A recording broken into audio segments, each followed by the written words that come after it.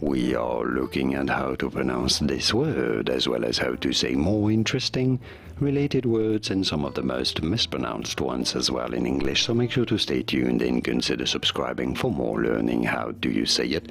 In British English, it is normally pronounced as statutory. Statutory. So note that the second T is a ch sound, not a T sound. Statutory. Statutory.